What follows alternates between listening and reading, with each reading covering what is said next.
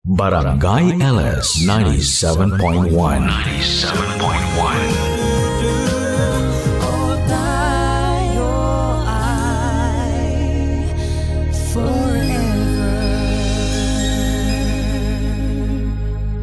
Forever. Forever! Forever. Kapag mahal mo, ilalaban mo kahit ayaw ng ibang tao. Kahit na hindi nila gustong makita kayong magkasama. Ilalaban mo siya at gagawin mo ang lahat para manatili kayong magkasama. Pero paano nga ba kung ang taong nasa paligid ninyo ang siyang nagpupumilit na ihiwalay ang pagkakahawak mo ng kamay sa kanya dahil pakiramdam nila hindi kayo nararapat para sa isa't isa? Ilalaban mo ba siya kahit nasasaktan na ang iyong kamay sa kakahila nila para mailayo sa kanya? Alamin natin kung bumitaw ba si Loisa sa kamay ng minamahal niya. Si Loisa na bida ng ating kwento ng pag-ibig, buhay at pag-asa dito sa Barangay Love Stories. Dear Papa Dudut, ako po si Loisa at sa kasalukuyan ay 26 years old na ako. May anak ako at siya ay 10 taong gulang na. Kung gagamitin mo ang math, oo, 16 years old lamang ako nang isilang ko ang aking panganay. Kung gagamitin mo ang moral, baka nga wala raw ako noon, sabi ng mga taong nakakaalam sa maaga kong pagbubuntis. Hindi ko naman sila masisisi kung sakaling yon ang maging tingin nila sa akin. Maaga akong nagpadala sa tukso at maaga akong nagpaniwala sa mga pangako ng lalaking nakabuntis sa akin. Siya nga pala si Brandon, ang aking first boyfriend and first love.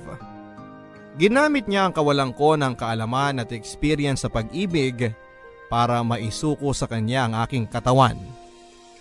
Ganito kasi ang simula naming dalawa. Noong ako ay nasa edad 15 ay nakilala ko si Brandon.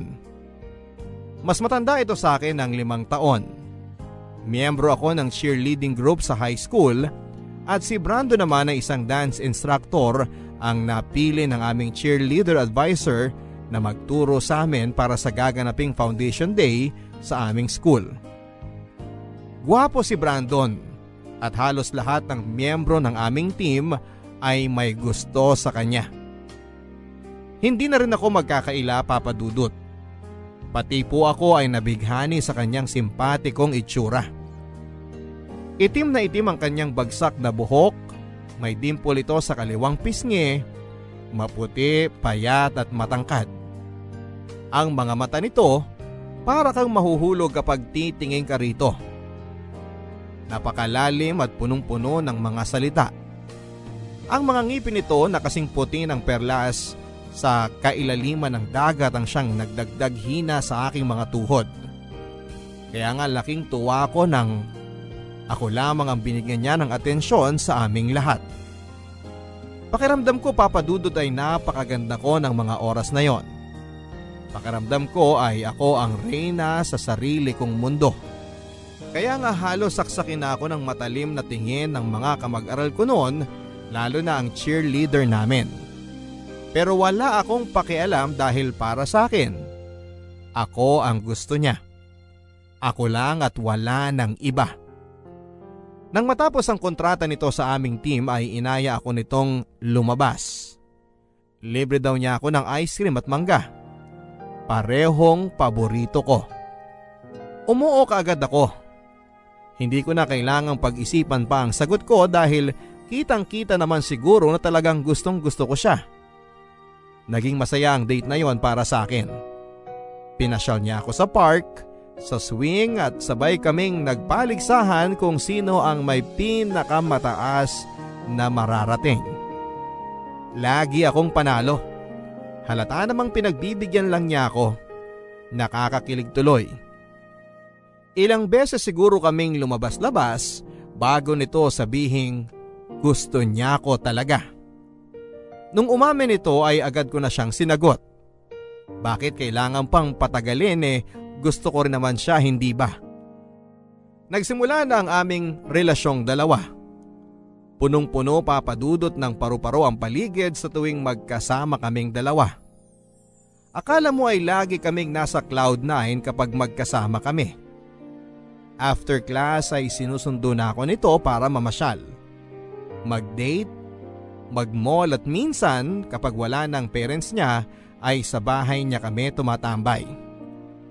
Hindi alam ng magulang ko ang tungkol sa amin dahil panigurado ay kukontrahin nila ako dahil higit na matanda sa akin si Brandon at hindi pa ako tunay na dalaga. Nasa high school pa lamang ako at priority ko ang pag-aaral na naging problema na ngayon dahil sa madalas kong ang kasama si Brandon ay napapabayaan ko na ang aking pag-aaral.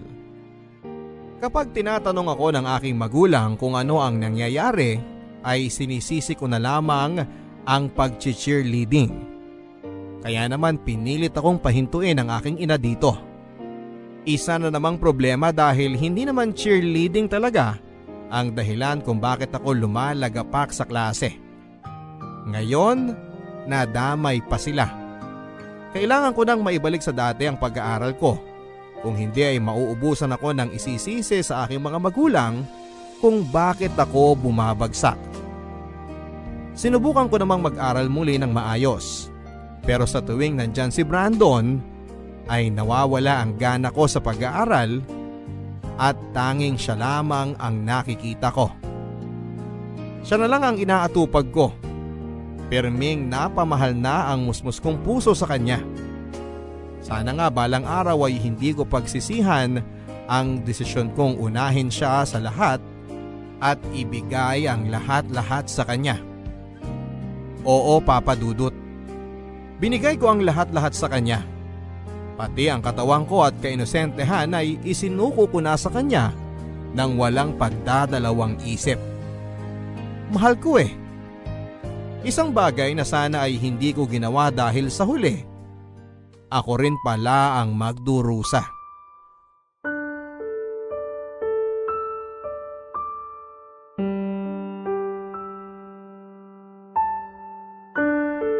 Paanong buntis ka? Di ba nag-ingat naman tayo? Lalo na ako. Akala ko rin eh. Ginawa naman natin lahat pero kasi… Sigurado ko ba sa sinasabi mo? Baka naman… Hindi na nga ako dinatnan mula pa nung nakaraang buwan. Pangalawa na ngayon. Never nangyari sa akin to, Brandon. Baka naman na-delay ka lang. Kapupuyat natin. O baka naman may kinain ka nagpaurong sa buwan ng dalaw mo. Hindi naman nakakaapekto ang pagkain sa dalaw, Brandon. Anong di nakakaapekto? Huwag mo nga akong gawing bobo. Hindi ko naman sinasabi yun eh. Ang sakin lang, sigurado akong buntis ako. Hanggat wala kang matibay na patunay na buntis ka nga, hindi ako maniniwala. Ito. Ano yan? Pregnancy test. O tapos? Positive. Ang labo naman, Lois eh. Paano to? Pinikot mo ako eh. Paanong pinikot? Eh higit sa lahat, ikaw ang may pinakagusto nitong mangyari. Huwag mo sa'king isisi to. Paano ako nakakasiguro sa akin yan? Ano? Paano ako nakakasigurong hindi ako nasalisihan? Ano bang pinagsasasabi mo dyan? Naniniguro lang ako. Aba malay ko ba kapag hindi tayo magkasama may ibang lalaki na sumasalisi sa'yo? Huwag mo nga akong pagbintangan ng ganyan. Alam mo na lagi tayong magkasama. At ikaw ang nakauna sa akin. Wala akong iba at ikaw lang ang mahal ko. Hindi. Hindi pwede to. Ayoko. Anong ibig mong sabihin? Hindi ko paninindigan yan. Ayoko ng anak. Hindi ako handa dyan. Halos hindi ko na nga mapakain ang sarili ko at hanggang ngayon, nakikitira pa rin ako sa mga magulang ko. Tapos magdadagdag pa ako ng palamunin? Magtutulungan tayo. Anong tulong ang magagawa mo high school ka pa lang? Bata ka pa lang. Wala kang alam. Paano mo mabubuhay ang anak mo? Anak natin. Anak mo lang. Wala akong balak panindigan yan, no? Bahala ka dyan. Uy, saan ka pupunta? Brandon, mag-usap tayo. Huwag mo akong hawakan. Tapos na tayo. Please. Please, Brandon, huwag mong gawin sa akin to. Please, parang awa mo na. Hindi ko kaya mawala ka. Ano ba? Huwag mo ko hawakan sabi! Brandon, wag mo akong iwan! Mahal na Hindi kita mahal kaya huwag mo akong mahalin! Sabi mo, Kalimutan mo na lahat ng sinabi ko! pero ang sabi Kalimutan mo na rin ako!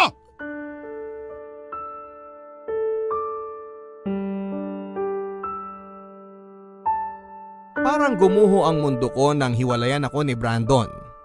Para akong sinaksak ng punyal sa dibdib habang pinagmamasdan ko siyang lumayo sa akin. Hindi ko maintindihan kung bakit kailangan niyang tapusin ang lahat sa amin, hindi ba mahal niya ako? Iyon ang sabi niya sa akin. Kaya ako nga ibinigay sa kanya ang katawan ko kasi alam kong mahal niya ako kaya hindi ko na kailangang matakot na isuko yon sa kanya.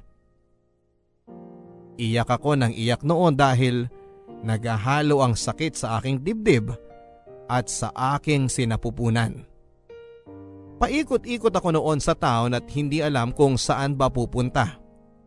Gutom na ako noon at padilim na ng padilim, pero imbis na umuwi ako ay hindi ko yung ginawa dahil sa takot na harapin ang aking mga magulang. Pihadong magtataka ang mga yon sa pamumugto ng aking mga mata. Sasabihin ko ba sa kanila ang totoo? Na kaya namumugto ang aking mga mata ay dahil sa kakaiyak dahil iniwan ako ni Brandon na boyfriend ko at nabuntis ako? Kaya ko bang tanggapin ang magiging reaksyon nila? Alam kong hindi na ako makakatakas pa sa sitwasyon ko. Kaya nang dumilim na ay umuwi na ako. Bahala na ang sabi ko. Kung mapansin man nila ay sasabihin ko, Diyos ko, sana ay matulungan mo ko. Napansin nga ng aking ina ang aking mga mata at ang gulo at pawisang kong buhok. Niyakap ako nito at tinanong kung ano ang nangyayari sa akin. Akala ko noon ay hindi ko magagawang sabihin ang totoo pero nang tumitig ako sa mga mata ni Mama, doon ay sinabi ko na ang lahat. Iyak ako ng iyak at niyakap niya ako at pinatahan. Hindi ko inaasahan na ganito ang magiging reaksyon niya. Pagkatapos noon ay dumating naman ang aking ama. Si Mama na ang nagsabi ng lahat. Iba ang reaksyon niya kay Mama. Nagalit ito pero hindi niya ako sinaktan. Nang mailabas na nito ang lahat ng galit niya sa pamamagitan ng mga salita ay lumapit ito sa akin at niyakap ako. Binulungan ako nito. Susuportahan daw niya ako at hindi nahahayaang pang makalapit sa akin ng lalaking nakabuntis sa akin. Magpakatatag daw ako. Dahil doon ay umiyak na naman ako ng umiyak. Minalas man ako sa lalaking minahal ko, Papa Dudut. Alam ko namang swerte ako sa aking mga magulang na binuhusan ako ng pagmamahal.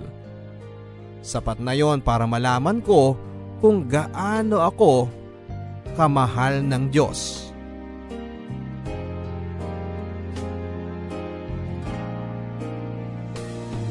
Mabilis na lumipas ang panahon. Nakapanganak na ako at hindi ko na nakita pang muli si Brandon. Naalala ko pa kung ilang gabi akong nagsayang ng luha nang dahil sa kanya. Saka ko lang naramdaman na nakamove on ako sa kanya noong isinilang ko na ang anak kong lalaki. Nung nakita ko ang maliliit niyang mga kamay at mga paa, noong nilagay siya sa aking dibdib, doon ko napatunayan na anak lang pala ang magsasalba sa puso ko. Pinangalanan ko siyang Joshua. Sinunod ko sa aking namatay na kapatid. Siya na ngayon ang buhay ko sa mga susunod pang taon ng buhay ko. Pangako yan. Bumalik ako sa aking pag-aaral 1 taon matapos akong manganak. Sinikap kong makatapos kaagad dahil yun lang naman ang maibabalik ko sa naging tulong ng aking mga magulang. Nakapagtapos ako ng hanggang kolehiyo at nakapagtrabaho sa isang ahensya ng gobyerno. Maayos na ang naging buhay ko. Nagawa ko ng makapagsustento sa aking anak na hindi galing sa aking mga magulang. Sobrang saya ko sa totoo lang. Nakakapagod ang magtrabaho pero sa tuwing uuwi ako at makikita ko ang anak ko ay nawawala ang lahat ng yon at napapalitan ng saya. Iba talaga ang pakiramdam ng maging isang ina, Papa Dudut. Kaya naman ibinuhos ko sa aking anak na si Joshua ang lahat ng meron ako. Oras, atensyon at pagmamahal. Lahat yan ay solo niyang nakukuha. Hindi na nga rin ako nagkaroon pa o umasa na makakahanap pa ng isang lalaking mamahalin bukod sa aking ama at anak. Parang pakiramdam ko ay mauubos na ako kapag humanap ako ng isang lalaking makakarelasyon. Bukod doon ay may takot na rin ang aking puso na magtiwala at magmahal muli. Kahit na sabihing ilang taon na ang lumipas, ay hindi pa rin handa ang puso kong magmahal. May anak naman ako na pag-aalayan ko ng lahat ng meron ako. Bakit kailangan maghanap pa ako ng iba, hindi ba? Pero sadyang mapagbiro ang tadhana. Sa tuwing nilalayo mo ang sarili mo sa usaping pag-ibig ay siya naman ang kusang naglalapit nito sa iyo. At ang nilapit sa akin ng tadhana ay si Peter. Good afternoon po. Ano pong may tutulong ko sa inyo? Yes po. Okay lang po ba kayo? Tubig? No, What po? sorry, medyo ano kasi. Wait lang po O ito juice. Mukhang kinukulang ka na ng sugar sa katawan eh. Mukhang nangihina ka na. Thank you, Miss. Loisa. Yes, Loisa. Yan na naman tayo eh. Sorry, ang ganda mo kasi. Ano yun? Juice? Ha? Sa'yo na lang tong juice. Mukhang ikaw naman yung kinulang sa sugar. Ay, hindi. Sa'yo na yan.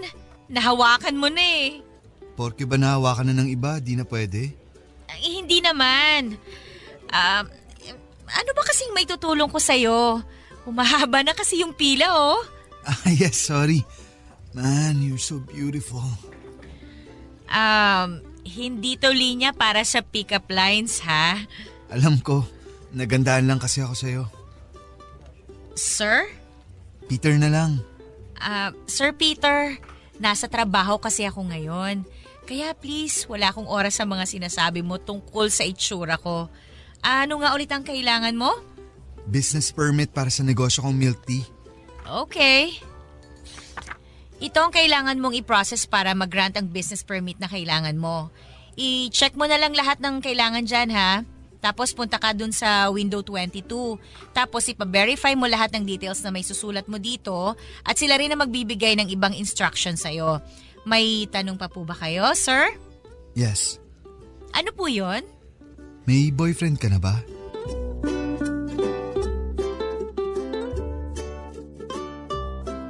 Doon na nga kami nagkakilala ni Peter. Paulit-ulit itong bumabalik sa trabaho ko kahit tapos na ngang makuha ang business permit niya.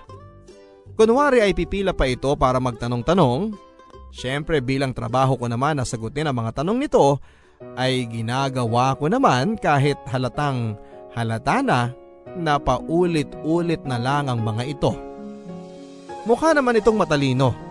Hindi ba niya nagets lahat ng sinasabi ko o nananadya lang talaga? At nung umabot na ng 2 buwan ng pabalik-balik nito sa opisina ay prenangka ko na siya. Tinanong ko siya kung ano ba talaga ang gusto niya. Kasi lahat ng pasikot-sikot para makuha ang business permit niya ay alam na niya. Parang mas alam na nga niya kaysa sa akin. Ngumiti lang ito na parang nahihiya. Tapos nilabas sa bag niya ang isang maliit na polar bear stuffed toy na may hawak na puso. May hindi sinasadya itong napindot na naging dahilan para tumunog yon. Nagdala ito ng ingay sa loob ng opisina na naging dahilan para magtinginan ang lahat sa amin. Pulang-pula ang mukha namin noon habang pilit na hinahanap kung paano i-off ang music nito. Pinasok na lang niya sa bag niya nang makitang wala ng pag-asa para mapatigil pa ito. At tinanong kung pwede raw ba niya akong sunduin mamayang uwian. Dahil sa pagkataranta dahil sa ingay ng stuffed toy na yon ay umuo na lang ako para umalis na siya. Napatalon pa ito sa tuwa bago ko siya pinaalis sa pila. Nakangisi ang mga katrabaho ko sa akin, ako naman ay hindi pa rin nawawala ang pamumula sa pisngi ko. May mga nagtatanong sa pila kung boyfriend ko raw ba siya, tumanggi ako. Parang sila patong kinikilig dahil gwapo daw si lalaki. Bagay daw kaming dalawa. Well, hindi ko naman maikakailang gwapo nga siya, Papa Dudut. Makapal ang kanyang itim na kilay at mahaba ang mga pilik mata. Malalim ang mga mata at matangos ang ilong. Maputi ito at hinuhulaan ko pa rin kung may lahi nga ba ito. Siguro meron kasi may freckles ito sa pisngi. Gwapo nga talaga. Kaya nagtataka ako kung bakit interesado siya sa akin. Wala ba siyang ibang makita? Meron naman ang daming magaganda sa mundo at kung inihalo ako sa kanila, hindi mo ako mapapansin. Putlain ako at payat. Hanggang balikat ang unat na unat kong buhok. Hindi rin ako masyadong nagmi-makeup kaya mukha akong laging may sakit. Ang sabi ng nanay ko ay mag-lipstick naman daw ako pero hindi kasi ako komportable. Lalo na't sa lasa na naaamoy ko pa kapag nagsasalita ako. Ayoko. Siguro hindi lang talaga ako sanay. Nang sumapit na nga ang uwian ay nakita ko siyang naghihintay sa labas ng opisina. Tinanong ko kung dala ba niya ang stuffed toy na dala niya kanina. Tumawa ito at sinabing pinamigay na niya sa batang nakasalubong niya. Ewan ko ba, Papa Dudut, pero habang naglalakad kami palabas ng opisina ay hindi ko maiwasang makaramdam ng kakaiba. Matagal-tagal na rin ang panahon mula noong huli akong nakipag-date. Huling nakasama ang isang lalaki. Parang bumalik lahat ngayon. Yung kaba at excitement. Hindi ko pa nga sigurado kung date ba yon o gusto lang akong isabay pa uwi. Saka ko na lang nakumpirma na date ngayon nang ayain ako nito sa isang mamahaling restaurant malayo sa trabaho ko. Tinanong ko siya kung bakit kami napadpa doon. Ang sabi niya, date daw yon at deserve ko yon dahil sa sobrang laki ng pasensya na ibinigay ko sa kanya sa mga tanong niya sa akin para sa business permit niya. Sabi ko, trabaho ko yon. Hindi naman kailangan ng kapalit. Ngumiti lang ito at saka nagsimula ng umorder. Siya na ang pina-order ko kasi hindi ko naman alam kung paano ba doon. Mukhang sanay na itong banggitin ang nasa menu. Masyadong banyaga ang mga salita na ginagamit niya. Mukhang mayaman itong si Peter. Nang matapos siyang umorder ay nagtanong ito sa akin. Sagot naman ako ng sagot. This time, hindi na siya tungkol sa business permit kundi tungkol sa personal kong buhay. Ewan ko ba? Hindi naman ako mapagtiwala sa mga taong kakikilala ko lamang pero hindi ko alam kung anong karismang meron si Peter para mapa-oo niya ako sa mga gusto niyang malaman. Hanggang sa dumako kami sa usapan sa aking relationship status. Prenangka ko ito at sinabing may anak na ako pero walang asawa. Tumango lamang ito. Hindi ko naman nakitang nadismaya ito bagkos ay nagtanong pa ito tungkol sa anak ko. Kung ano ang gusto ng anak ko, paborito nitong subject sa klase, paboritong artista, mahilig daw ba ito sa K-pop, mga ganyan. Natuwa ako dahil hindi siya nag-alangan, Papa Dudut, nang malaman niyang may anak na ako. Hindi katulad ng ibang sumubok manligaw sa akin. Nung nalaman nilang may anak na ako ay kusa silang lumayo. Pero iba si Peter. Hindi siya natakot. Hindi nag-alinlangan. Hindi nadismaya at natuwa ako. Hindi ko alam pero natuwa talaga ako. Inaya ako nito sa sumunod na date. Lagi na niya akong sinusundo sa opisina. Lagi itong may dalang pagkain para sa akin at regalo para sa anak ko. Lahat ng gusto ng anak ko ay binibili niya. Tumanggi na ako nung una sa mga binibigay niya pero pinipilit niya at ang sabi niya gusto raw niyang makilala ang anak ko. Hanggang sa isang araw, nakilala na nga niya hindi lang ang anak ko, pati na rin ang mga magulang ko. At doon ay sinabi nito sa kanila na interesado siyang ligawan ako. Botong-boto sila kay Peter, Papa Dudut. Kitang-kita ko lalo na kay Papa na approve sa kanya si Peter. Noong nakilala nila si Peter ay wala itong ibang ipinakita kundi ang paggalang niya. Nakita nila na sincere daw si Peter sa akin at higit sa lahat, ang sabi ni Mama, oras na rin para buksan ko ang puso ko. Matagal-tagal na rin kasi mula noong huli ko itong binuksan. Oras naman daw para sa sarili ko naman daw ang pasayahin ko. Habang sinasabi nila ito ay iniisip ko ang anak kong si Joshua. Ayos lang ba sa kanya? Nung minsang kinausap ko na ang anak ko ay giliw na giliw ito na ipinakita pa sa akin ang mga laruang binili ni Peter sa kanya. Tinatanong pa nito kung kailan ulit siya dadalaw. Pati ang anak ko ay halatang boto nga sa kanya. Kaya naman noong nakita kong approve na silang lahat, ay sinagot ko na nga si Peter. Walang halong pagsisisi. Puro saya ang naramdaman ko na mga oras na yon nang opisyal nang maging kami after 8 months ng panliligaw niya. Nang maging kami ay ipinakilala naman ako nito sa kanyang mga magulang. Tama nga ang hinala ko. Talagang mayaman ang mga magulang ni Peter. Kaya nga medyo ilang akong kausapin sila dahil alam kong sanay silang makisama sa mga katulad nilang may kaya. Hindi tulad ko na simpleng mamamayan lang. Proud na proud si Peter na ipinakilala ako sa parents niya. Alam mo yung parang binebenta niya ako sa kanila. Lahat ng magagandang bagay na meron ako ay ginamit niyang baraha para magustuhan ako ng mga magulang niya. Sa una ay parang ayos naman sa kanila. Pero noong nalaman nila na may anak na ako sa pagkadalaga ay nagiba ang timpla ng mukha nila. Lalo na ang nanay niya. Parang napundi ang ilaw nito nang sabihin ni Peter sa kanila ang sitwasyon ko. Hindi ko maiwasang mapayuko na lamang nang tingnan ako ng kanyang ina na si Mrs. Carmen.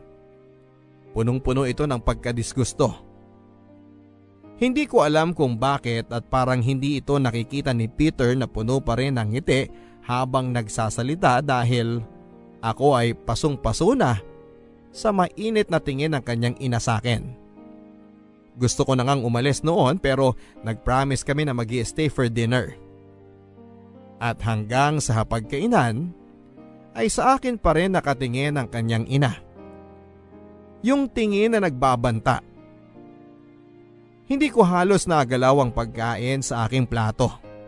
Pero tubig ang ginalaw ko dahil panay ang tagaktak ng pawis ko.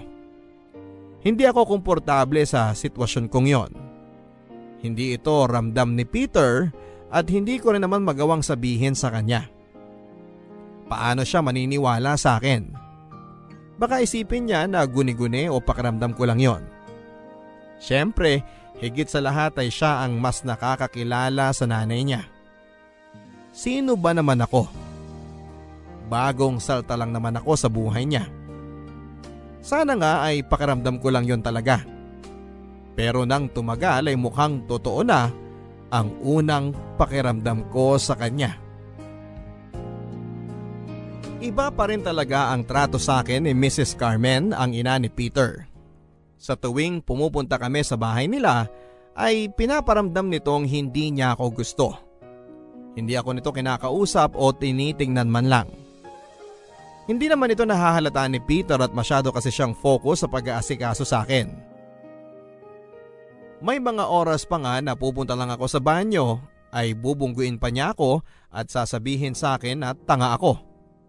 May mga oras na masasalubong ko siya at titingnan lang ako mula ulo hanggang paa at sasabihin cheap daw ako. Kunwari ay wala na lang akong narinig dahil ayoko ng gulo. Pero kung paano niya ako sakta ng pisikal, sa tuwing nagkakasalubong kami sa bahay nila ay ramdam ko na ayaw niya sa akin. Pati ang mga parinig nito sa akin na alam kong para sa akin naman talaga ay hindi rin niya pinapalagpas. Hanggang isang araw, nagdadahilan na lang ako kay Peter sa tuwing gusto niya akong idala sa bahay nila.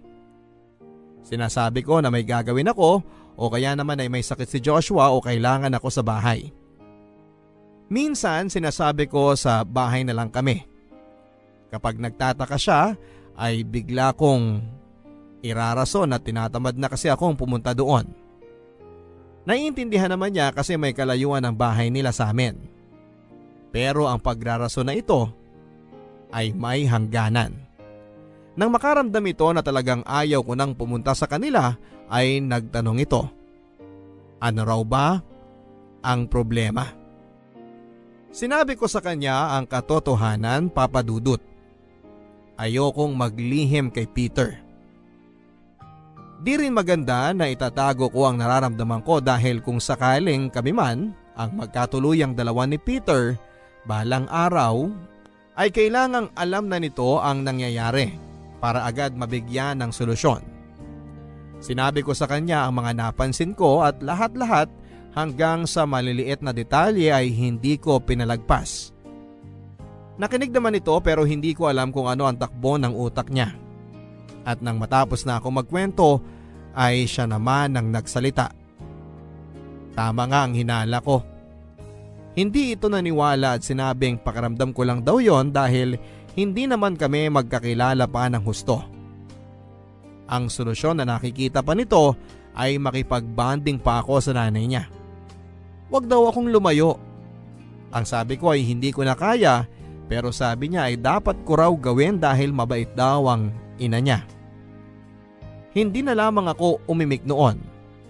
Aaminin ko na nasasaktan ako dahil hindi niya ako pinaniwalaan pero ano bang laban ko karelasyon ko lang siya, hindi ba? Nanay niya yon. Kaya tumahimik na lamang ako at alam kong nahalata niya yon kaya nagplano ito ng gagawin para matigil na ang issue sa kanyang ina. Papa Dudut, inaya niya ako makipag-live-in sa kanya. Tumira na raw ako sa kanila. Papatunayan daw niya na iba ang pagkakakilala ko sa nanay niya. Tumanggi ako at natatakot ako. Ayoko. 1 taon pa lang kaming mahigit, baka mas lalo itong magalit sa akin. Pero sinabi ni Peter na bigyan ko raw ng chance ang plano niya. Hindi ko alam, pero parang ayoko.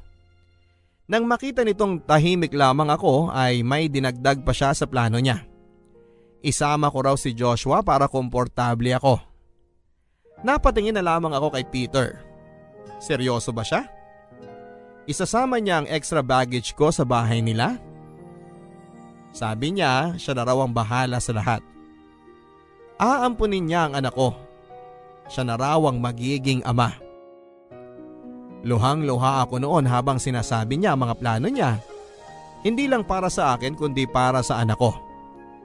Sa isip ko ay napakaswerte ko para tanggapin ng ganito ang anak ko ng lalaking minamahal ko. At dahil sa sobrang ligaya ay pumayag ako. Bahala na. Masyado akong binulag ng saya kaya hindi ko na pinag-isipan pa kung ano ang masamang epekto nito para sa akin.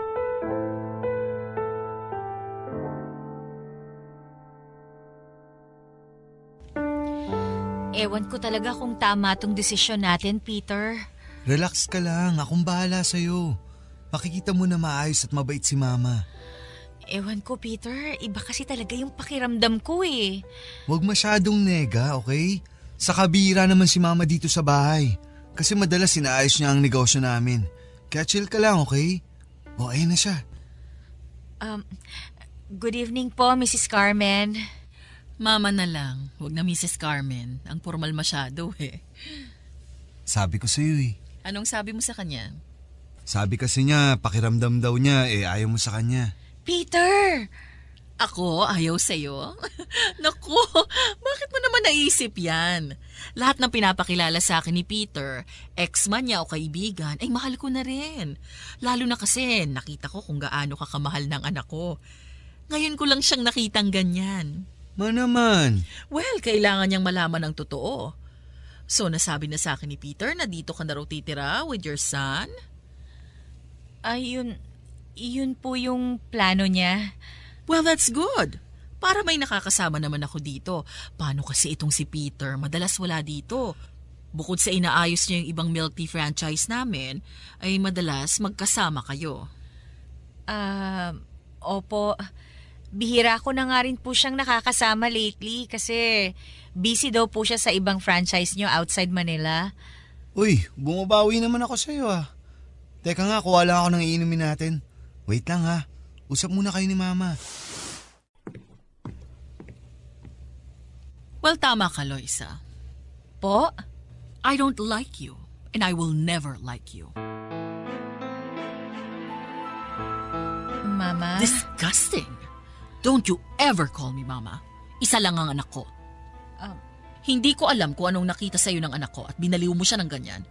You look so ordinary. Mrs. Hindi pa ako tapos. Ang kapal din ng mukha mo na pumayag na magstay dito sa bahay. Free board and lodging with your kid? Oportunista! Kung ayaw niyo naman po na... Sa tingin mo may magagawa pa ako kung ayaw ko na tumira ka dito? Wala, dahil yun ang gusto ng anak ko. At ayaw kong nakakasira ng saya niya. Mrs. Ito na ang coffee. Decaf sa'yo, Loisa, kasi alam ko di ka pwedeng mapuyat. Peter? Peter! Grabe, super fun kausap itong si Loisa. She told me everything about your relationship. Natutuwa ako, anak, that you're taking it to the next level. Live-in muna ha, huwag muna kasal. Kasi baka masakal ka. I'm kidding. I'm always kidding. Saka na ang kasal, Ma. Pero soon na yon once maging stable ang ibang milk tea franchise natin. Sure, 100% akong approve dyan. Peter, pwede bang umuwi muna ako? Medyo sumama kasi ang sikmura ko eh. Sure. Late na rin, baka matraffic pa tayo. Kunin ko lang yung susi sa kusina. Naiwan ko eh. See you next week, Loisa. See you next week.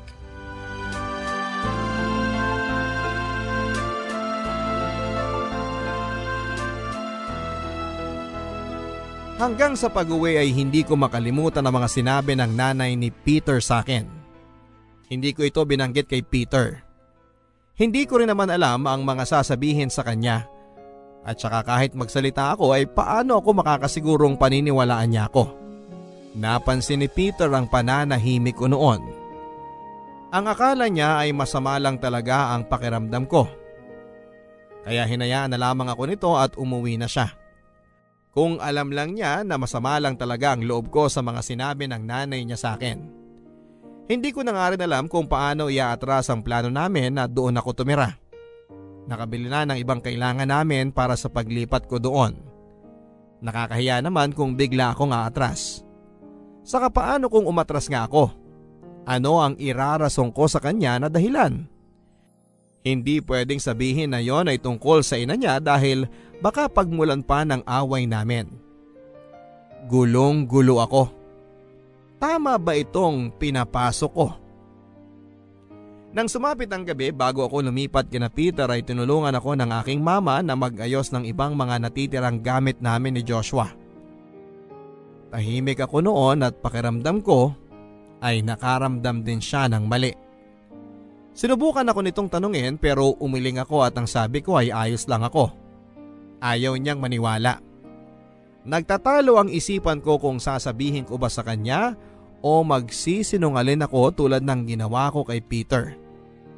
Bumuntong hininga ako at sinabing nalulungkot lang ako kasi aalis na ako sa poder niya na totoo naman. Niyakap ako nito at umiyak siya.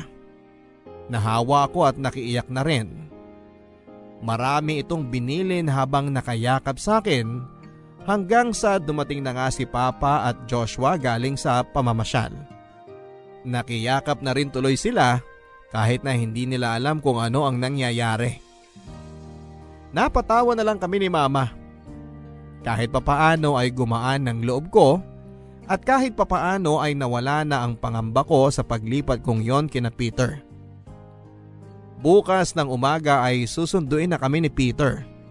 Kaya naman after naming magayos, uminom lang kami ng mainit na gatas nila Mama kasama si Joshua at nag-usap-usap.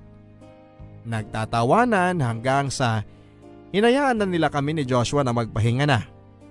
Ilang oras lang at sisikat na ang haring araw. Nakatakda na ang paglipat namin. 8:30 ng umaga nang sinundo kami ni Peter sa bahay. Nagpaalam na kami kina Mama at Papa na bakas pa rin ang lungkot sa mga mata nila pero pilit na nagpapakatatag para hindi na kami magdalawang isip na umalis. Nang makarating kami sa kanila ay tinulungan kami ng isa nilang kasambahay at isang boy. Natapos kami siguro mga 2:00 na ng hapon. Natapos na naming ayusin ang kwarto namin ni Peter at kwarto ni Joshua. Nakita ko kung gaano kasaya ang anak ko dahil sobrang laki daw ng bahay ni na Daddy Peter niya. Hindi raw katulad sa amin na halos magkakabungguan pa kami kapag nagkakasalubong. Masaya naman ako na komportable ang anak ko rito. Ang hiling ko lang sana ay hindi siya pagdiskitahan ng ina ni Peter. Nung gabi ay dumating si Mrs. Carmen. Masaya itong sinalubong kami ng aking anak. Giliw na giliw siya habang nakibeso sa akin pero nararamdaman ko naman na hindi naman niya dinikit talaga ang pisngi niya sa akin. At umira pa pagkatapos. Pinisil-pisil nito ang pisngi ng aking anak. Ang sabi niya ay ang cute-cute daw ng anak ko. Kaya gigil na gigil siya pero sa totoo lang ay parang sinasaktan na niya. Hinila ko na lang ang anak ko nang mapansin kong nasasaktan na siya. Hindi naman nakahalata si Peter.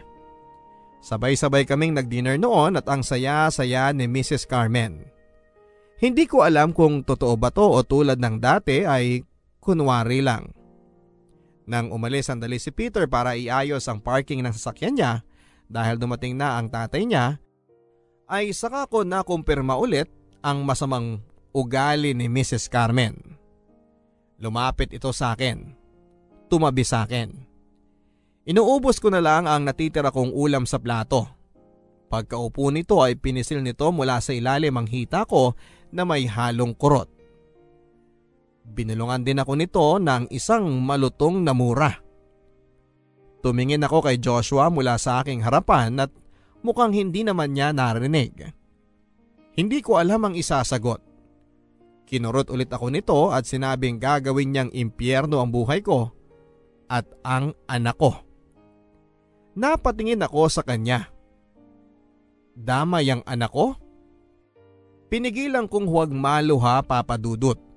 Mabuti na lang at bumalik na kaagad si Peter.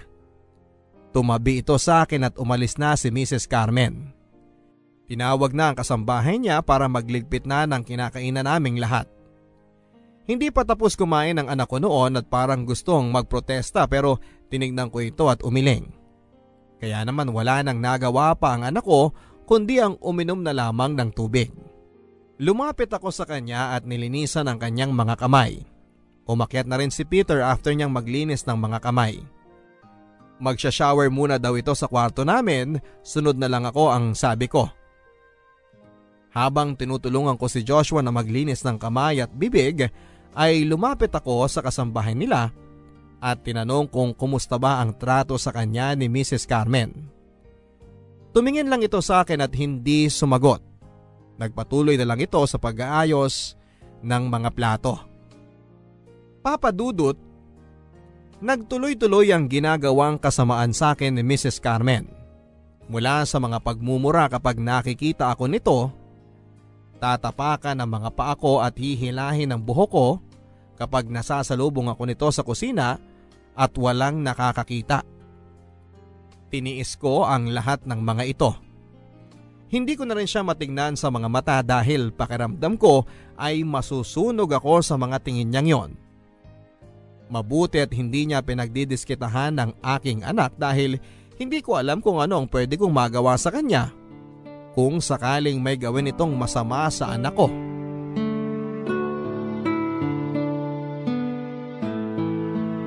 Tahimik ka na naman dyan. May problema ba ulit? Wala naman. Kilala kita. Di ka ba masaya dito? Masaya. Masaya kasi nandito ka, kasama kita. Yun naman pala eh. Bakit ganyan ka? Madalas nakatulala ka na parang laging takot. Wala. Naninibago pa rin siguro ako dito sa bahay. Alam mo yun, parang kuting na dinala sa ibang bahay. Natatakot na baka saktan siya. Di ka kuting at di kita sasaktan dito. Walang pwedeng malakit sa'yo dito. Huwag masyadong mag-isip ng ganyan ha. Alam ko naman yun eh. Iba lang kasi yung pakiramdam talaga. Aya mo na, mawawala rin to. Masasanay din ako. Oo naman. Masasanay ka rin. Saka mag-aapat na buwan ka na rito. Kaya konting tiis na lang siguro ha. Mukha namang masaya dito si Joshua eh. Tuwang-tuwa nga dito ang anak mong yun eh. Takbo ng takbo kung saan-saan. Mukhang giliw na giliw din sa kanya si mama kasi lagi niyang kinukurot ang matabang pisngi niya eh. Pero sana wag naman niyang diinan para hindi siya masaktan. Di naman siguro. Ganun naman tayo kapag nanggigigil, di ba? Kala natin nasasaktan na natin yung pinanggigigilan natin pero di naman pala. Oh, bakit? Wala. May problema eh. Wala. Kilala kita. Peter, paano kaya kung Paano kung ano? Kung bumalik na lang kami ni Joshua sa amin? Ha? Bakit mo naman gagawin yun? Di ka ba masaya dito? Uulitin ko, masaya naman ako eh. Pero kasi Andito na kayo. Pamilya na tayo. Kung ano man yung pag-aalinlangan mo, baka pwedeng tanggalin mo na. Para naman di ako nag-iisip din ng iba, okay? Please? okay. Sorry ah. Loisa, nga pala, sa susunod na linggo may trip ako papuntang Davao. Kailangan ko kasing ayusin yung mga franchise namin doon dahil di pwede si Papa. May operasyon kasi siya sa puso next month. Kaya ngayon pa lang dapat mag-rest muna siya. Iiwan mo ko? Para namang iiwan na kita forever niyan eh. Hindi, babalik din ako. Gaano katagal? Mga 4 to 6 months siguro. Ang tagal nun! Mabilis na yun, ano ka ba? Saglit lang yun, promise, babawi ako sa'yo. Anong gagawin ko dito nun? Alam mo namang nag-resign na ako sa trabaho ko. Mabuburyong ako dito. Mag-iiwan naman ako ng pera para makapasyal kayo ni Joshua eh. May internet naman. Pwede niyong gamitin yung sasakyan para pumunta sa parents mo. Doon na lang kaya muna kami ni Joshua habang wala ka. Wag na. Dito ka na lang para may kasama sina Mama at Papa. Sabi nga ni Mama gusto niya kayong makabanding ni Joshua. Kaya maganda na rin to para maging close kayo. Ha? Sinabi niya yun? Oh, bakit parang di ka makapaniwala dyan? Mabait naman si Mama. Promise, pag umalis ako dito, mas magiging close na kayo niyan. Baka pagbalik ko, parang kayo na yung mag-ina. Pero Peter… Wala nang pero-pero. Sandaling panahon lang naman yun. Babalik din ako, promise. Saka lagi akong tatawag sa'yo. Video call sa gabi. Sige. Huwag ka na magtampo. Please? Hindi naman ako nagtatampo eh. Hindi ko lang alam ang gagawin dito kapag wala ka. Marami kang pwedeng gawin dito. Ayaw mo lang simulan. Pwede kang magpaturo ng gardening kay Mama, by the way. O kaya mag-mall kayo. Iiwanan ko kayo ng pera at magpapadala ulit ako sa susunod. Peter, may sasabihin kasi sana ako eh. Ano yun? Wala. Nakalimutan ko na pala. Ito naman, pabitin. Halika nga rito. Payakap, dali. Uy, ano ba? Mamaya biglang pumasok dito si Joshua. Hindi yan. Masarap na tulog nun. Talaga?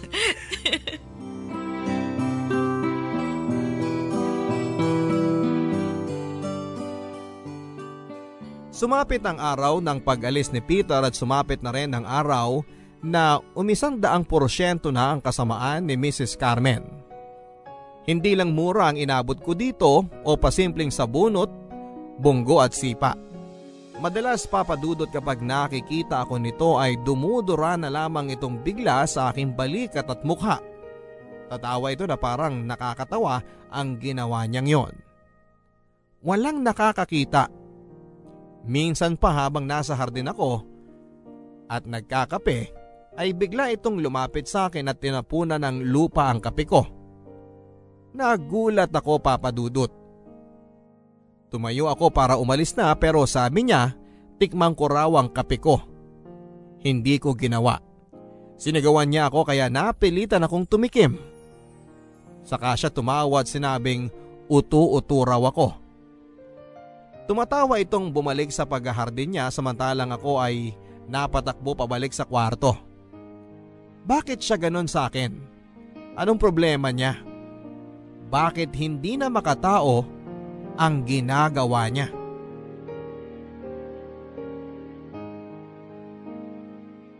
Lumipas sa mga araw na wala si Peter at lumala ng lumala ang turing sa akin ni Mrs. Carmen. Nag-take advantage ito sa pag-alis ng kanyang anak at nakikita ng kasambahay nila ang ginagawa sa akin pero maski siya ay hindi rin umiimik. Malamang dahil sa takot nito kay Mrs. Carmen. Ang papa naman ni Peter ay bihira kong makitang lumabas ng kwarto. Hindi ito sumasabay sa pagkain pero sa tuwing nakikita ko nito ay hindi rin niya ako pinapansin. Akala mo ay hangin lang ako na dumaan. Sa ilang beses naming pagkakausap ni Peter ay panayang pagkukumbinsi ko sa kanya na bumalik muna ako kina mama.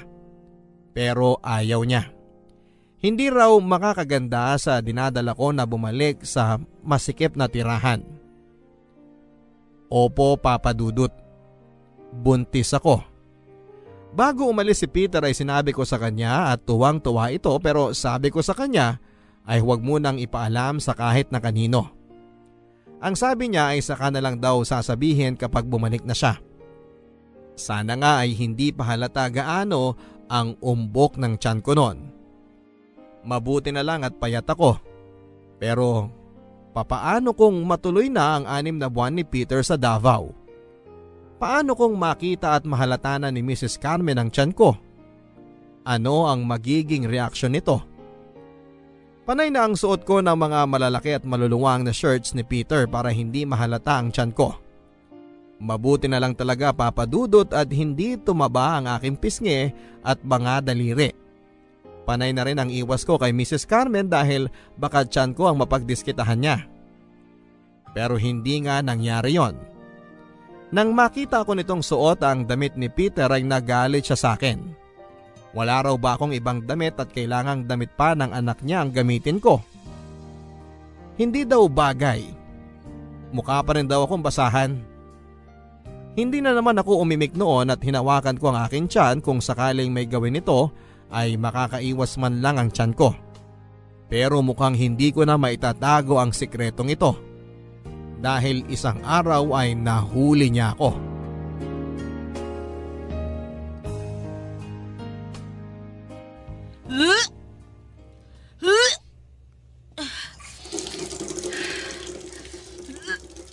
Bakit ka nagsusuka?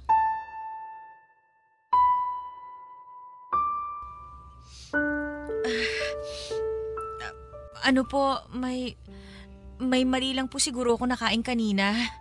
6:00 pa lang ng umaga. Hindi pa tayo nag-aalmusal. Ang aga mo namang kumain. Siguro po yung nakain ko kagabi. Kumain ka kagabi? Hindi ba sabi ko wag kang kakain sa gabi? Masyado kang matakaw. Hindi po, Mrs. Carmen. Yung tirang chichirya lang yung nung huling magkasama kami ni Peter. Inubos ko lang po kasi baka masira lang sa kwarto. Alis na po ako. Buntis ka ba? Po? Bobo o bingi? Kunwari hindi narinig. Buntis ka ba? Mrs. Carmen, Pwede ba wag mo akong madaan-daan sa ganyang pagpapaawa? Ano, buntis ka ba? opo. Ipalaglag mo yan. Ano po? Ipalaglag mo yan, sabi ko. Bakit po? Kasi ayoko magkaapo na galing sa'yo. Hindi naman po kayo inaano ng magiging anak ko eh. Wala akong pakialam. Hanggat hindi pa yan humihinga dito sa mundo, kitlin mo na yung buhay niyan. Alam na po ni Peter na buntis ako. Talagang ginigigil mo ko eh. Tonta ka? Aray! Tama na po, Mrs. Carmen. Aalugin ko yung ulo mo na yan para matauhan ka na hindi ka bagay sa pamilya ko. Bisyosa ka masyado. Sino ka ba, ha? Gagawin ko po ang lahat. Huwag niyo lang po pakialaman na magiging anak namin ni Peter. Parang awa niyo na po. Lahat? Opo, lahat. Lahat po. Lumayas ka ngayon dito. Ay, teka. Hindi pala pwede dahil itatanong ka sa akin ni Peter kung nasaan kayo. Di kayo pwedeng mawala dito ng bastardo mong anak. Dito ka lang. Mrs. Carmen, please. Maging katulong ka dito. Habang wala ang kasambahay ko, pagsilbihan mo ko para may mapala naman ako sa pagpapalamon ko sa'yo. Opo. At pwede ba pagsabihan mo ang anak mo? Huwag masyadong masiba. Kung lumamon, akala mo 10 baboy? Pwe, palibhasa lumaki sa hirap yung anak mo. Kaya nung nakatikim ng masarap, umaabuso. Opo. Subukan mong sumuway at magsumbong kay Peter, makikita mo. Tandaan mo, anak ko pa rin yun. Ako pa rin ang paniniwalaan niya dahil mas nakasama niya ako kesa sa'yo. Kaya subukan mo lang. Hindi po, Mrs. Carmen. Good. Umayos ka na dyan at maghanda ng almusal.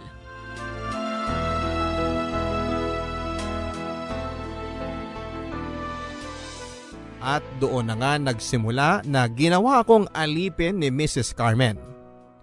Nakita na ako ng tatay ni Peter na nagiging kasambahay na sa kanila pero parang wala itong pakialam at hindi man lang nagtatanong kung bakit ginagawa ko ang mga gawaing bahay. Iba talaga sila papadudot. Hindi ko alam kung bakit nila napapaniwalang mabuting tao sila kay Peter. O sadyang sa akin lang nila ipinapakita ang kagaspangan ng ugali nila dahil may anak ako sa pagkadalaga. Hindi ko na rin inisip yan masyado dahil mas lalo lang akong nai-stress at nalulungkot. Ayaw ko namang maapektuhan ang magiging anak ko. Mula noong nag-leave ang kasambahay nila ay doon na kami ng anak ko natutulog sa maid's quarter. Doon kami muna daw para malapit sa kusina at madaling mautusan. Nagtatanong si Joshua kung bakit kami kailangang doon matulog. Mainit daw at masikip at wala pa nga ang toys niya doon. Ang sabi ko sa kanya ay pinapagawa ang kwarto namin kasi may mga binutas ang daga. Mukha naman itong naniwala sa akin. Minsan, nagtanong din ito kung bakit ako nagwawalis, naglalaba at naghuhugas ng plato. Ang sabi niya ay hindi ko naman daw yun ginagawa dati noong andun pa ang Daddy Peter niya.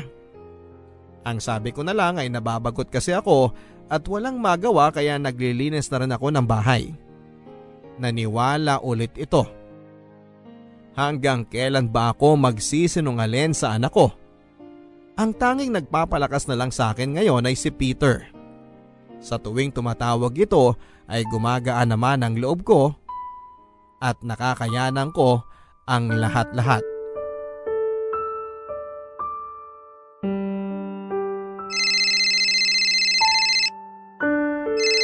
Hello, Peter? Oh, Loisa, napatawag ka. Gabi na. Di ka pa ba matutulog niyan? Patulog na rin. Naisip ko lang kasing tumawag kasi miss na kita. Miss na rin kita kung alam mo lang. Gusto ko na nga hilahin yung mga araw sa kalendaryo para dumating na yung araw na makakauwi ako sa'yo eh. Gusto ko na kayong makasama ni na Joshua. Gusto ko na makita ang tiyan mo. Oh, huwag ka nang umiyak. Baka makasama sa'yo yan eh. Wala to, hayaan mo lang. Namimiss lang kasi kita eh. Mabilis na lang ang araw. Makakauwi na rin ako. Gagawin ko lahat matapos lang ang mga trabaho ko dito.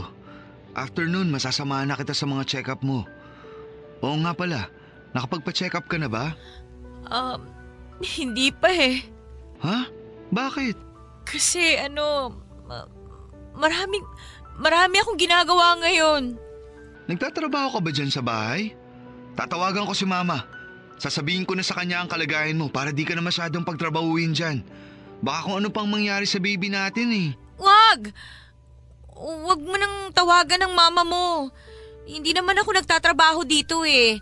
Ang ibig ko sabihin yung kay Joshua.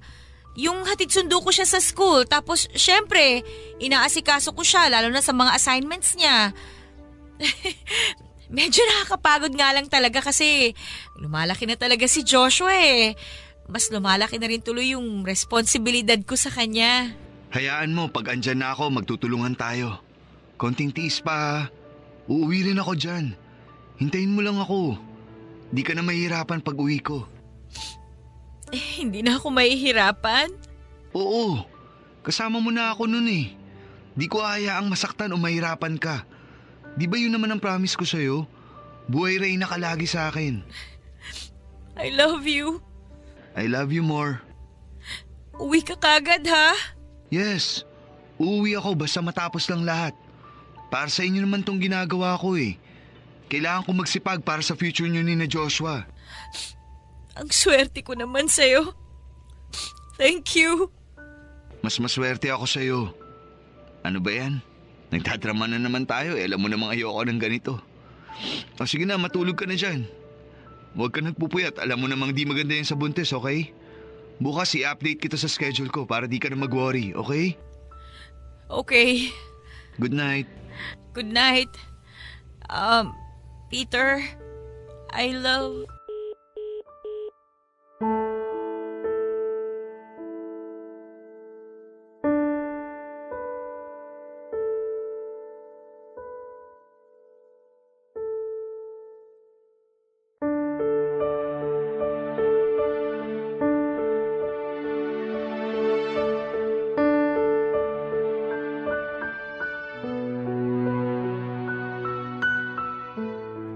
Tahimik at pigil akong umiiyak nang matapos ang tawag namin ni Peter.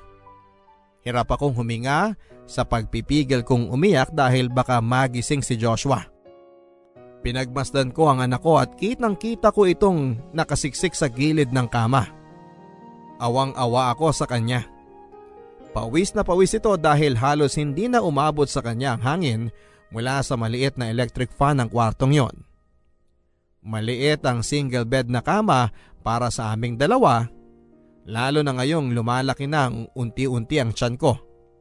At mas lalong lumalaki ang katawan ni Joshua. Naisip ko tuloy na matulog na lang sa sahig para maging komportable na ang tulog ng anak ko. Naglatag ako ng kumot sa sahig at doon ay nahiga. Pasilip-silip na lang ako sa kama para ma-check kung maayos pa ang tulog ni Joshua. O baka biglang magising ito at hanapin akong bigla. Nag-isip ako ng irarason ko kung sakali mang maabutan ako nitong natutulog sa sahig. Pwedeng dahil naiinitan ako sa kama o kaya ay namis kong humiga sa sahig.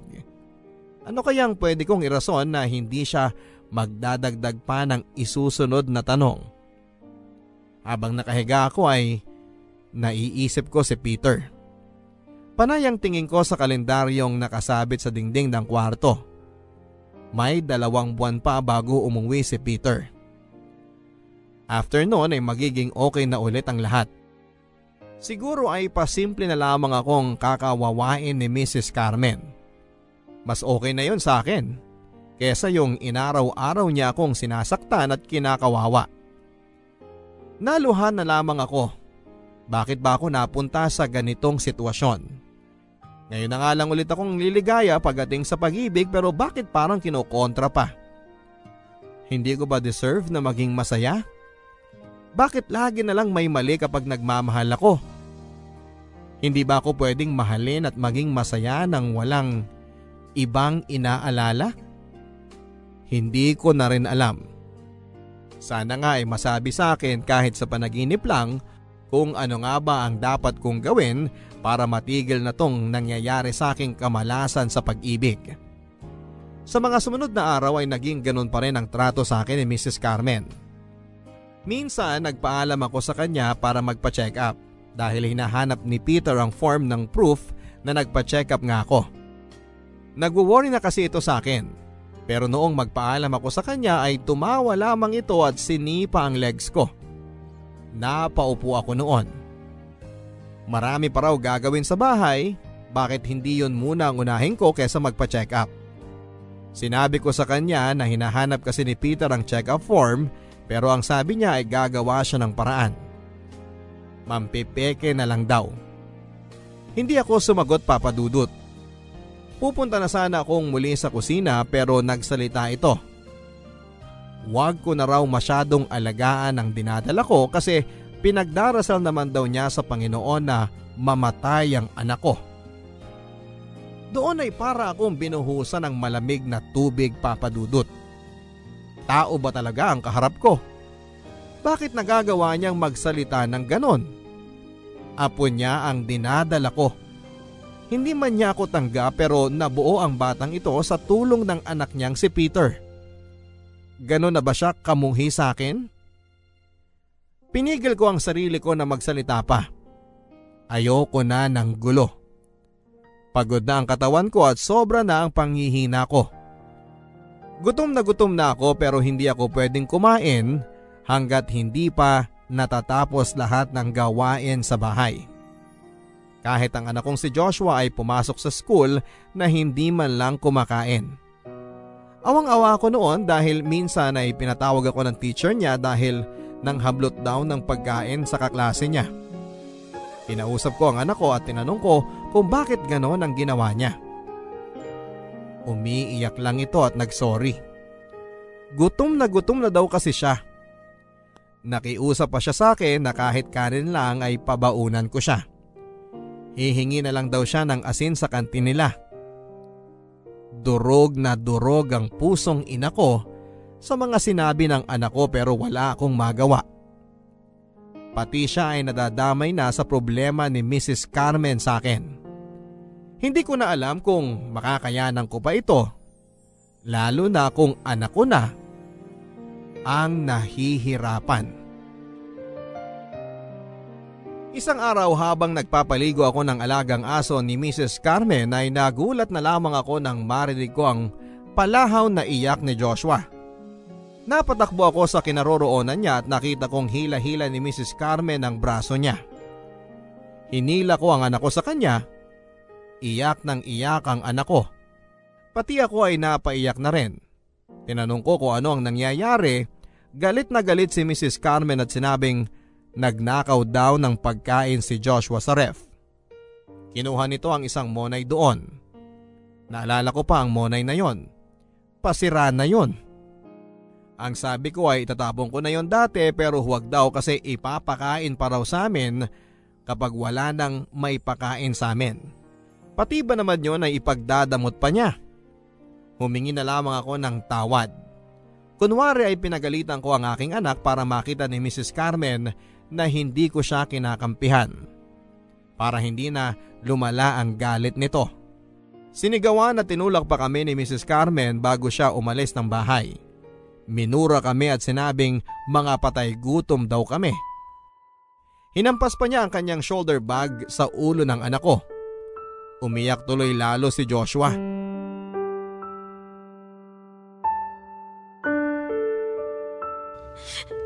Nagugutom lang naman ako, Mama. Hindi ba kasi ako kumakain? Kaya kinuha ko yung tinapay sa ref. Tapos bigla pong dumating si Mrs. Carmen. Nahuli niya ako. Sorry anak ha. Wala daw kasing pagkain ngayon eh.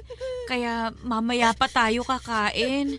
Pero Mama, kumain naman sila kanina eh. Di naman tayo sumubay.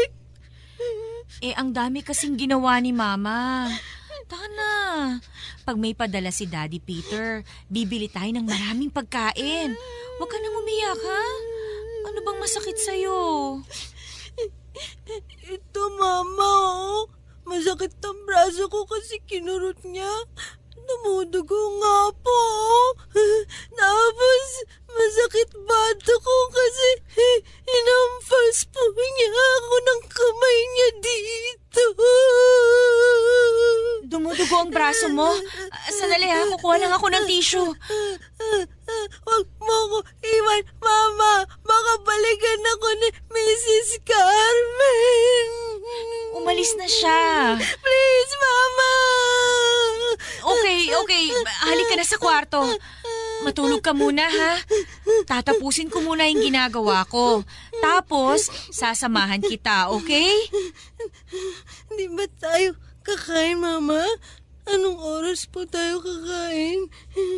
Mamaya, anak. Promise. Gagawa ako ng paraan, ha?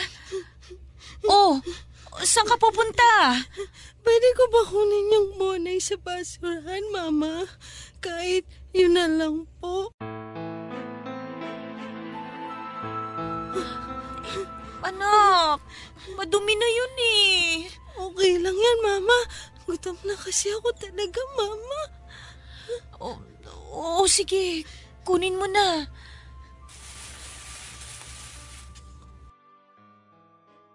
Ito, Mama, hati na tayo. Alam ko, di ka pa kumakain. Anak, okay lang. Sige na, kainin mo na yan. Pero akin na muna. At ipapagpag muna ni Mama, ha? Sige po, Mama. Ma? Ano yun, anak?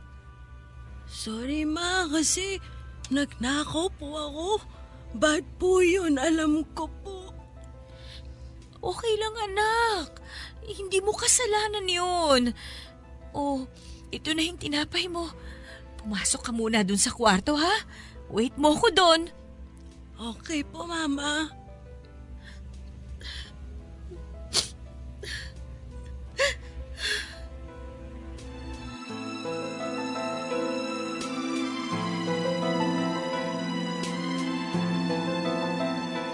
Matapos ang insidenteng yon ay hindi ko na pinaalis sa tabi ko si Joshua. Alam kong mali ang nagawa niyang kumuha na lang ng pagkain pero bata ito. Anong alam niya? Ang alam lang niya ay gutom siya at kailangan niyang kumain. Masama ba yon? Pakiramdam ko ay wala akong kwentang ina ng time na yon dahil hindi ko man lang maprotektahan o nadepensahan ang anak ko kay Mrs. Carmen. Pero ano bang magagawa ko? Napapaikot niya ako sa mga palad niya. Dati, ang akala ko kung mananahimik ako ay hindi nalalala ang sitwasyon. Pero mukhang nagkakamali ako. Ang tanging nakita ko na lang na solusyon para hindi siya pag-initan ay ang isama siya lagi kung saan mang parte ako ng bahay nandon. Kahit magtaka pa o maburyong, dapat kasama niya ako. Pero mali na naman ako. Dahil mas lalo pa siyang pinag-initan ni Mrs. Carmen nang makitang panay ang sunod nito sa akin. Sinigawan niya si Joshua at sinabing aso daw ba siya para sumunod ng sumunod sa palda ko.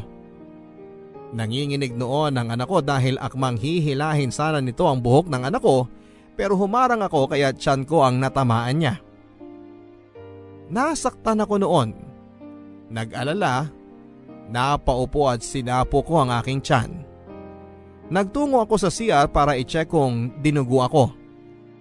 Nang makita kong ayos pa naman ako at nawala kahit papaano ang sakit ay lumabas ako ng CR. Nandun si Joshua. Naghihintay sa akin at patuloy pa rin ang panginginig. Awang-awa ako sa kanya. Niyakap at nagsorry ako. Hindi niya dapat nai-experience ito kung hindi dahil sa akin. Kaya naman kinabukasan ay inayos ko na ang dapat ayusin.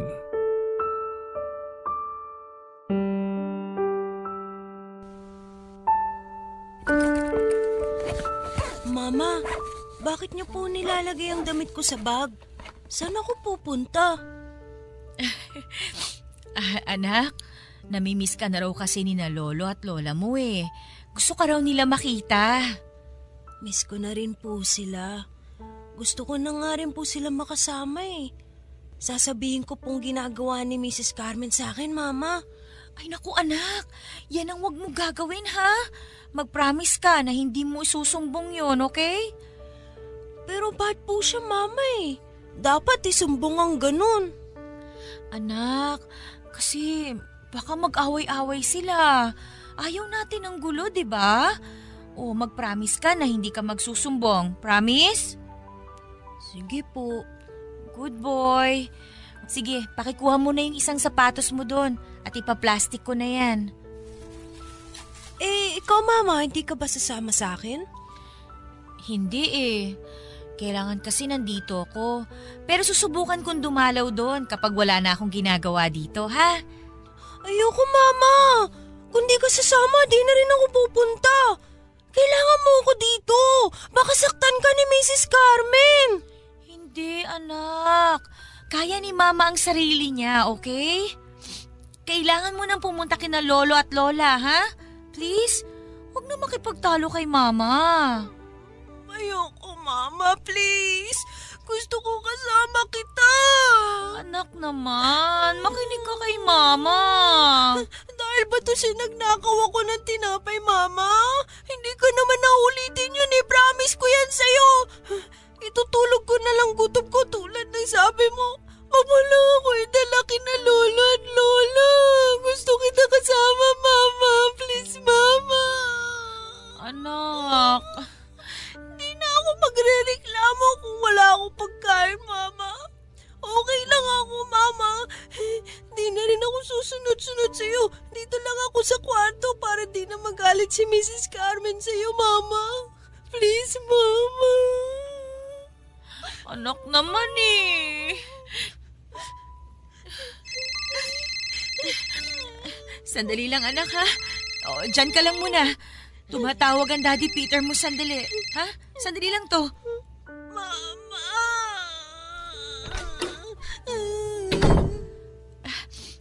Peter, hello? Kumusta? Hello, Loisa.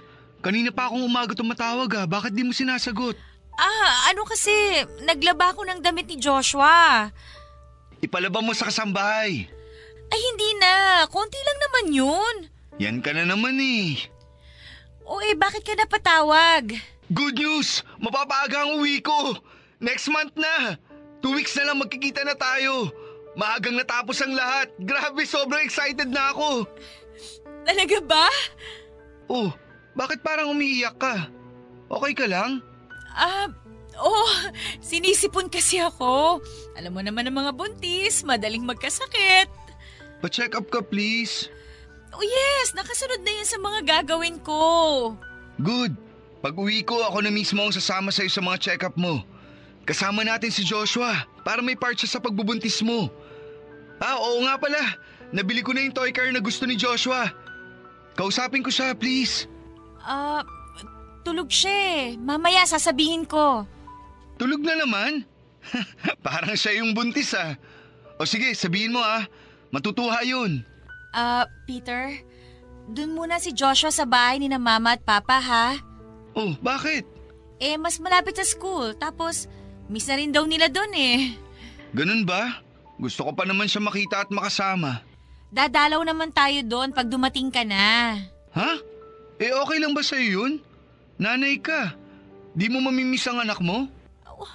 Siyempre, mamimiss. Pero kasi, miss na daw siya dun eh. Sige, kung yan ang desisyon mo. Pero kung ako lang, ayoko sana para may nakakasama ka dyan. Baka mangulila ka eh. Parang si Mama nun, nung nagsimula akong bumiyahe. Kapag sinasama ako ni Papa na mag-out of town, nako, kulang na lang eh. Hilahin niya ako pabalik sa kanya. Grabe si Mama. Mahal na mahal ka ng mama mo, no? At mahal na mahal ko rin siya. Kaya nga pinatira kita dyan kasi gusto ko mahalin ka rin niya. Tulad ng pagmamahal niya sa akin. Isang pamilya na tayo eh. Lalo na siguro kapag nalaman niya na buntis ka na. Peter, mamaya na lang ulit ha. Baka nagising na si Joshua sa kwarto. Tawag ka na lang mamaya ulit ha. Okay, sige. Ingat kayo sa paghatid mo kay Joshua ha. I miss you. I miss you. I love you. I love you more. Sobrang sakit sa pakiramdam na ihiwalay sa akin ang anak ko, pero kung ito naman ang paraan para maprotektahan siya ay gagawin ko paulit-ulit. Alam kong kapag nasa paligid lang siya ng mga mata ni Mrs. Carmen ay hindi siya magiging ligtas. Alam niyo yung pakiramdam nung time na iniwan ko na siya sa bahay at walang kaalam-alam ang magulang ko sa mga nangyayari. Durog na durog ang puso ko habang umiiyak ang anak ko at ayaw nitong bumitaw sa tiyan ko. Nagmamakaawa. Huwag ko raw siyang iwanan. Magiging mabait na raw siya at awang-awa ako noon sa anak ko dahil buong akala niya ay kasalanan niya kung bakit ganon ang trato sa amin ni Mrs. Carmen. Pagka-uwi ko sa bahay ni na Peter ay doon ko binuhos ang lahat ng luha ko. Pilit kong pinapakalma ang sarili ko. Sa pagdating ni Peter, magiging maayos na rin kahit papaano ang sitwasyon ko. Konting tiis na lang. At noong dumating na nga ang araw ng pagkikita namin ni Peter ay halos hindi ako mahiwalay sa kanya. Yakap-yakap ko siya na akala mo'y ilang dekada kaming hindi nagkita. Panayang tanong nito sa mga nangyari sa bahay. Sagot ako ng sagot na parang ang saya-saya ko kahit na hindi naman. Nang tanongin nito kung kumusta ang trato sa akin ng kanyang ina, ay ngumiti lang ako. Pumasok sa isipan ko na magsumbong lahat-lahat ng ginawa nito na mali sa akin mula noong unang araw na nakilala ko siya. Gustong-gusto ko nang isumbong lahat ng nagawa nito kay Joshua. Gusto kong gumanti at sabihin lahat kay Peter. Gusto kong kamuhian niya ang kanyang ina. Pero nang ibuka ko na ang aking bibig ay iba ang mga sinabi ko. Sinabi ko papadudot na maayos naman ang nanay niya. Hindi ko lang nakakausap masyado kasi busy si nanay niya sa negosyo nilang naiwan dito sa Manila at sa Laguna. Ngumiti lang si Peter. Natutuwa daw siya kahit papaano ay maayos kaming dalawa. Alam ko na magagalit kayo sa akin dahil hindi ko sinabi sa kanya ang katotohanan. Kung alam nyo lang na gustong gusto ko na rin pero ayokong ako ang maging dahilan para kamuhian ni Peter ang kanyang ina. Kitang-kita ko naman kung gaano niya kamahal ang kanyang ina. Madalas ang kwento nito sa lahat ng sakripisyo ng kanyang ina para sa kanilang mag-ama. Siguro nga mabuting ina talaga si Mrs. Carmen kay Peter. Pero malas ko lang dahil hindi siya naging mabuting biyanan sa akin. Isa pa ay ayaw ko na rin makadagdag pa sa problemang kinakaharap ng pamilya niya sa ngayon. Nito lang kasi ay nalaman ni Peter na may kabit si Mrs. Carmen at ang unang nakaalam nito ay ang kasambahay nila. Kaya naman agad niya itong pinaalis para hindi na kumalat pa ang katotohanan. Pero dahil nga sadyang kakaiba ang ugali ni Mrs. Carmen, ay nagbalik ang kasambahay nilang ito at sinabi sa asawa ni Mrs. Carmen na may kalaguyo ito. Pinalaya siya sa kanilang bahay at hindi ko na rin alam kung nasan siya sa ngayon. Sobrang lungkot ni Peter dahil nakikita ko naman kung gaano talaga niya kamahal ang nanay niya. Ang sabi ni Peter ay sumusubok ang kanyang nanay na ayusin pa ang relasyon nila ng asawa niya, pero mukhang sumuko na ang tatay ni Peter. Hindi ko rin talaga alam kung eto na ba yung karma niya sa mga ginawa niya sa akin, pero sana naman ay hindi. Dahil para sa akin, gaano man kasama ang isang tao sa iyo, wag na wag mong hihilingin na mapasama ito. Ang inyong kapuso at kabarangay, Loisa.